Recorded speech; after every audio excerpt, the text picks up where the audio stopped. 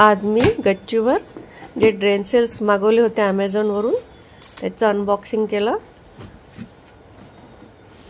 Drain cells यासाठी मागवले की ग्रो बॅगच्या खाली माती जमा होत होती आणि पाणी पण निघत नव्हतं। माती जमा असल्यामुळे काय होत होतं की मुंग्या पण तिथे लागत होत्या, म्हणून मी ड्रेन सेल्स मागवले।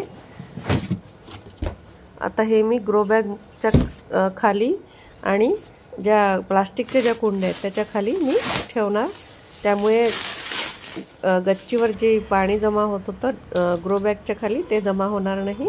बघा अशा प्रकारे मी त्याला जॉईन केलं आणि मग जॉईन केल्यानंतर ते ग्रो बॅग खाली ठेवून दिलं। काय होईल की गच्चीवर पाणी जमा होणार नाही आणि जो लिकेजचा जो प्रॉब्लेम असतो तो पण होणार नाही, म्हणून हे खूप गरजेचं आहे ग्रो बॅगच्या खाली ठेवणं।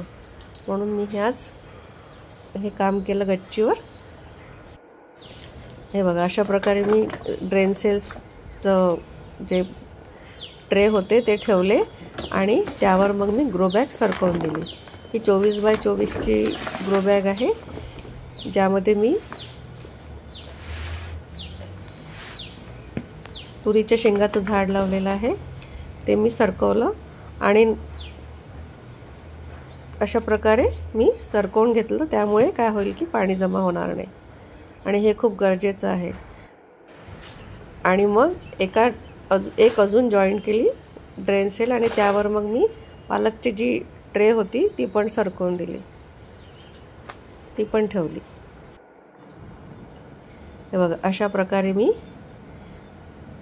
ग्रो बॅग आणि जो प्लास्टिकचा जो टब होता तो ठेवला आणि मी भोपळ्याचे जे झाड होते ते पण मी ड्रेन सेलवर सरकवले, ते पण मी ड्रेन सेलवर ठेवले। त्यामुळे काय होईल की याचा डायरेक्ट याला जी गच्चीवरची जी उष्णता असते ती लागणार